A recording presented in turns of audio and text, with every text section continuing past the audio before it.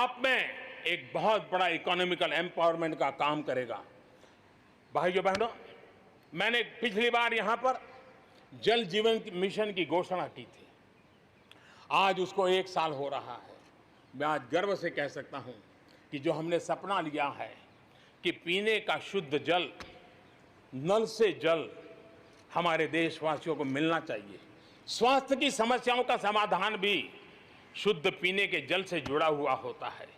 अर्थव्यवस्था में भी उसका बहुत बड़ा योगदान होता है और उसको लेकर के जल जीवन मिशन शुरू किया।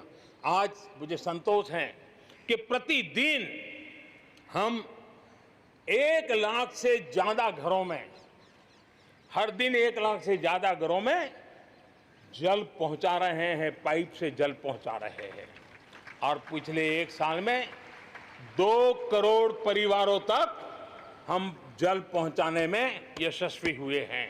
और विशेष करके जंगलों में दूर दूर रहने वाले हमारे आदिवासियों के घरों तक ये पहुंचाने का काम, बड़ा अभियान चला है।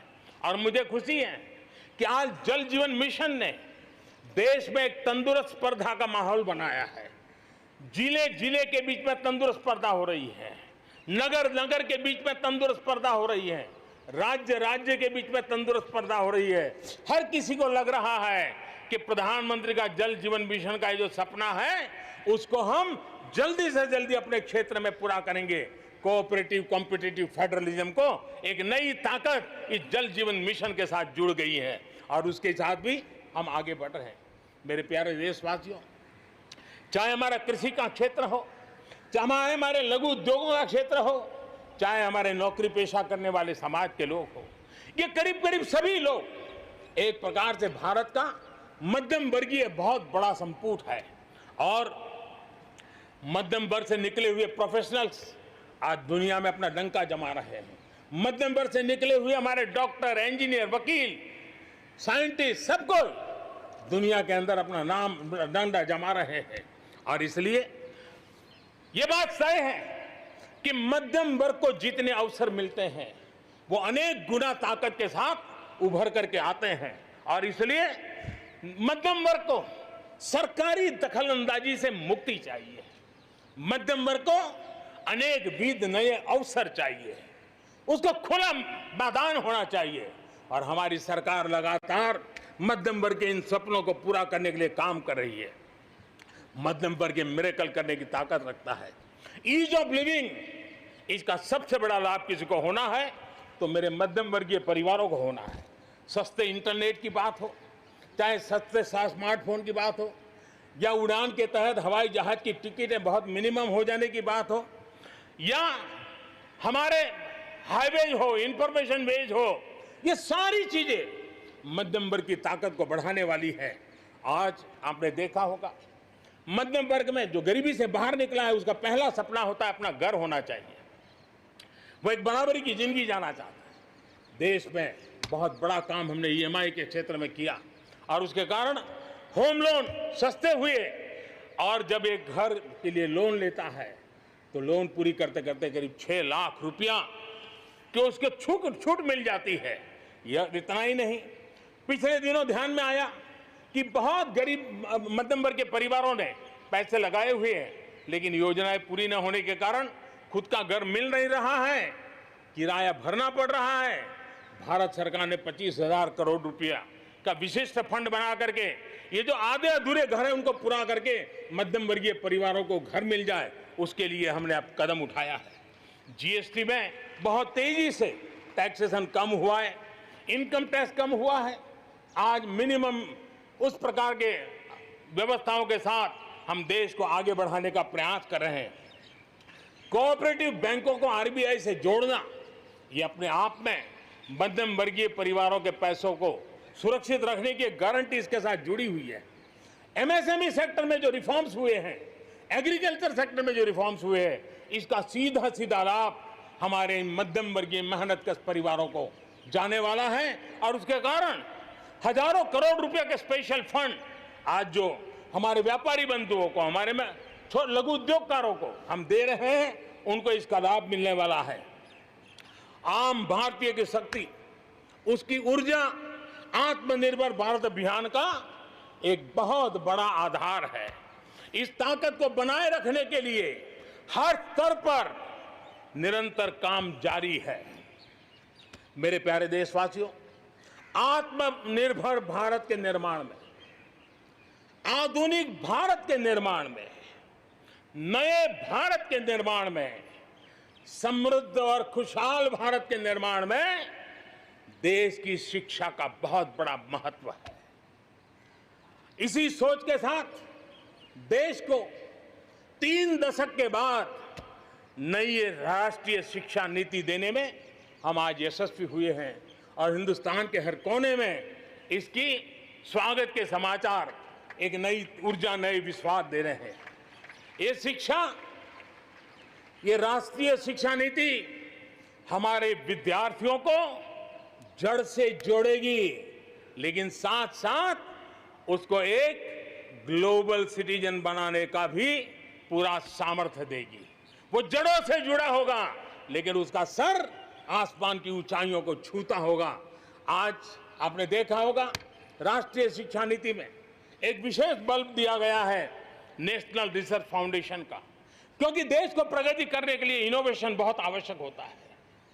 इनोवेशन को जितना बल मिलेगा, रिसर्च को जितना बल मिलेगा, उतना ही देश को आगे ले जाने में और कॉम्पिटिटिव वर्ल्ड के अंदर आगे बढ़ने में बहुत ताकत मिलेगी। आपने सोचा होगा, क्या कभी इतना तेजी से गांव तक ऑनलाइन क्लासेस का इतना माहौल बन जाएगा? कभी कभी आफत में भी कुछ ऐसी चीजें उभर करके आ जाती हैं, नई ताकत दे देती है।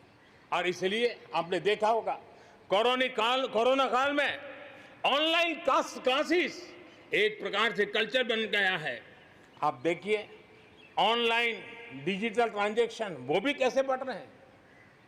भीम यूपीआई गत 1 महीने में, यानी किसी को भी गर्व होगा कि भारत जैसे देश में यूपीआई भीम के द्वारा गत 1 महीने में 3 लाख करोड़ रुपए का ट्रांजैक्शन हुआ है। ये अपने आप में हम किस प्रकार से बदली हुई स्थितियों को स्वीकार करने लगे हैं, ये इसका नमूना है। आप देखते हैं 2014 से पहले हमारे देश में 5 दर्जन पंचायतें, 5 दर्जन पंचायतों में ऑप्टिकल फाइबर था। गत 5 वर्ष में 1.5 लाख ग्राम पंचायतों तक ऑप्टिकल फाइबर नेटवर्क पहुंच चुका है, जो आज इतना मदद कर रहा है। सभी पंचायतों में पहुंचने के लक्ष्य के साथ हमने काम शुरू किया था। जो 1 लाख पंचायतें बाकी हैं, वहां भी तेजी से काम चल रहा है, लेकिन बदली पड़ी हुई परिस्थिति में गांव की भी डिजिटल इंडिया में भागीदारी अनिवार्य बन गई है। गांव के लोगों को भी इस प्रकार की ऑनलाइन सुविधाओं की जरूरत बढ़ गई है। इसको ध्यान में रखते हुए पहले जो हमने कार्यक्रम बनाया था, हर पंचायत तक पहले पहुंचेंगे, लेकिन आज मैं आपसे बताना चाहूंगा कि अब हमने तय किया है कि सभी 6 लाख से ज्यादा जो हमारे गांव है, उन सभी गांवों में ऑप्टिकल फाइबर नेटवर्क पहुंचाया जाएगा। जरूरत बदली है तो हमने प्रायोरिटी भी बदली है। 6 लाख से अधिक गांवों में हजारों लाखों किलोमीटर ऑप्टिकल फाइबर का काम चलाया जाएगा और हमने तय किया है 1000 दिन में, 1000 दिन के अंदर अंदर देश के 6 लाख से अधिक गांवों में ऑप्टिकल फाइबर नेटवर्क काम पूरा कर दिया जाएगा। बदलती हुई टेक्नोलॉजी में साइबर स्पेस, ये हमारी निर्भरता बढ़ती ही जाने वाली है। लेकिन साइबर स्पेस में खतरे भी जुड़े हुए होते हैं, भली भांति दुनिया इससे अब परिचित है, और इनसे देश के सामाजिक ताने बाने, हमारी अर्थव्यवस्था और हमारे देश के विकास पर भी खतरे पैदा करने का ये आसान मार्ग बन सकता है। और इसलिए भारत इसमें बहुत सचेत है, भारत बहुत सतर्क है और इन खतरों का सामना करने के लिए फैसले ले रहा है। इतना ही नहीं, नई व्यवस्थाएं भी लगातार विकसित की जा रही है। बहुत ही अल्प समय में नई साइबर सुरक्षा रणनीति, इसका एक पूरा खाका देश के सामने आएगा। आने वाले समय में सब इकाइयों को जोड़ करके हम इस साइबर सिक्योरिटी के अंदर सबको एक साथ चलना पड़ेगा। उसके लिए आगे बढ़ने की रणनीति बनाएंगे।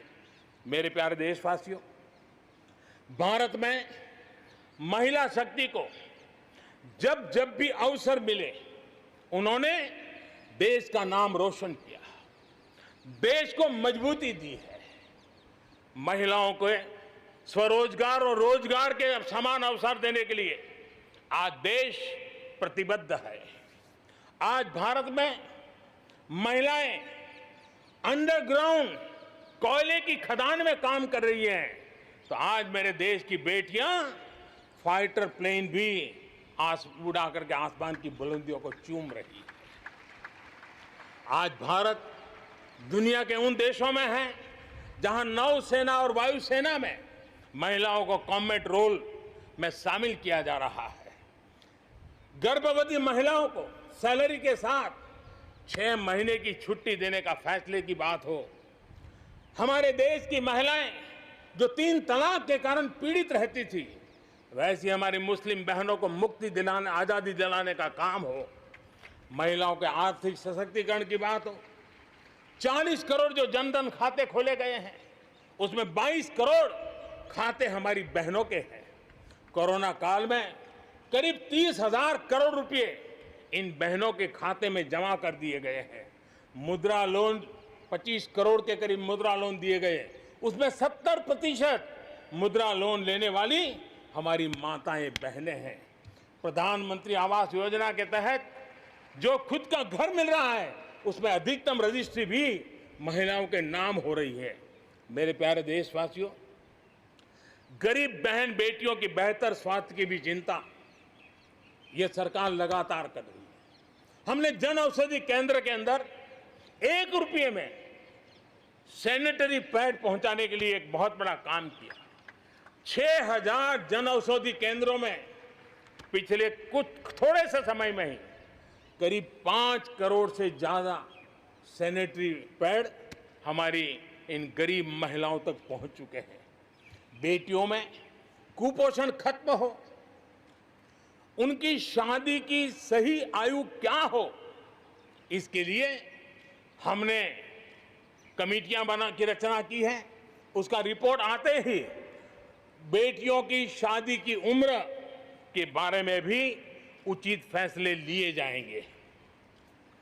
मेरे प्यारे देशवासियों, इस कोरोना के सेक्टर में कालखंड में हेल्थ सेक्टर की तरफ ध्यान जाना बहुत स्वाभाविक है और इसलिए आत्मनिर्भर की सबसे बड़ी सीख हमें हेल्थ सेक्टर ने इस संकट के काल में सिखा दी है और उस लक्ष्य में प्राप्त करने के लिए हमें आगे भी बढ़ना है। अब देखिए, कोरोना के समय, उसके पूर्व हमारे देश में सिर्फ एक लैब थी टेस्टिंग के लिए। आज 1400 लैब्स का नेटवर्क है, हिंदुस्तान के हर कोने में फैला हुआ है। जब कोरोना का संकट आया तो एक दिन में सिर्फ 300 टेस्ट हो पाते थे। इतने कम समय में हमारे लोगों ने वो शक्ति दिखा दी है कि आज हर दिन 7 लाख से ज्यादा टेस्ट हम कर पाए। कहाँ 300 से शुरू किया था और कहाँ हम 7 लाख तक पहुंच गए। देश में नए एम्स, नए मेडिकल कॉलेज का निर्माण, आधुनिकीकरण की दिशा में निरंतर प्रयास ये हम कर रहे हैं। 5 साल में MBBS, MD में 45,000 से ज्यादा स्टूडेंट्स के लिए सीटों की बढ़ोतरी की गई है। गांव में 1.5 लाख से ज्यादा वेलनेस सेंटर और उसमें से करीब 1/3 तो ऑलरेडी कार्यरत हो गए हैं, जिन्होंने इस कोरोना में बहुत बड़ी मदद की है। कोरोना के काल में वेलनेस सेंटर्स की भूमिका ने गांव की बहुत बड़ी मदद की है। हेल्थ सेक्टर में आज से एक बहुत बड़ा अभियान शुरू होने जा रहा है। और उसमें टेक्नोलॉजी का भी बहुत बड़ा रोल रहेगा। आज से national digital digital health mission उसका भी आरंभ किया जा रहा है।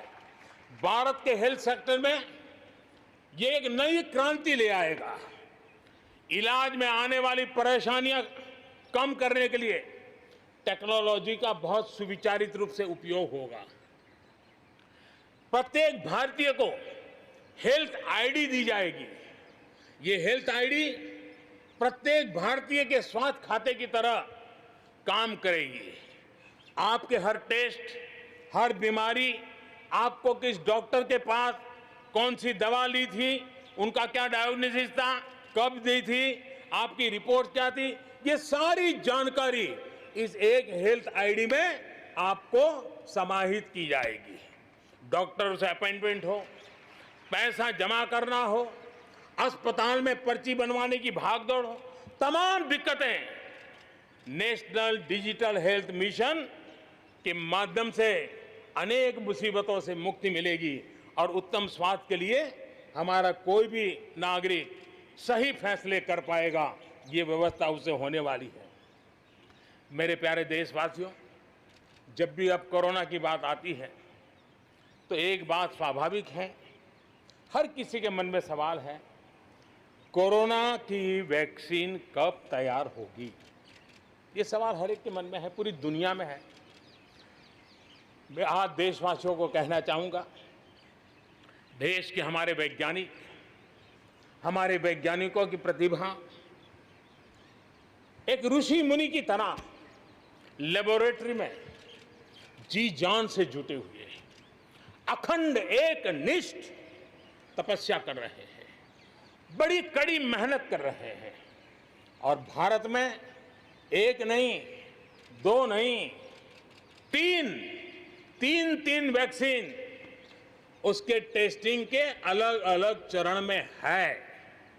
वैज्ञानिकों से जब हरी झंडी मिल जाएगी, बड़े पैमाने पर प्रोडक्शन होगा और उसकी तैयारियां भी पूरी तरह रेडी हैं और तेजी से प्रोडक्शन के साथ वैक्सीन हर भारतीय तक कम से कम समय में कैसे पहुंचे, उसका खाका भी तैयार है, उसका रूपरेखा भी तैयार है।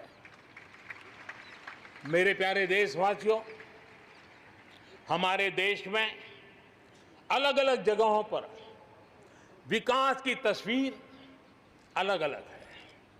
कुछ क्षेत्र बहुत आगे हैं, कुछ क्षेत्र बहुत पीछे हैं। ये असंतुलन आत्मनिर्भर भारत के सामने एक महत्वपूर्ण चुनौती मैं मान सकता हूं और इसलिए जैसा मैंने प्रारंभ में कहा, 110 आकांक्षी जिलों पर हम बल दे रहे हैं, उसको विकास की बराबरी लाना चाहते हैं।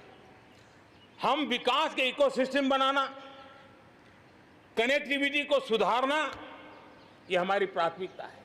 अब आप देखिए, हिंदुस्तान का पश्चिमी भाग और हिंदुस्तान को मध्य से देखिए, हिंदुस्तान का पूर्वी भाग, पूर्वी उत्तर प्रदेश हो, बिहार हो, बंगाल हो, नॉर्थ ही हो, उड़ीसा हो, ये सारे हमारे क्षेत्र हैं।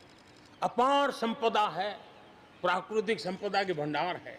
यहाँ के लोग सामर्थ्यवान है, शक्तिवान है, प्रतिभावान है, लेकिन अवसरों के अभाव में ये क्षेत्र हमारे असंतुलन रहा है और इसलिए हमने अनेक नए कदम उठाए।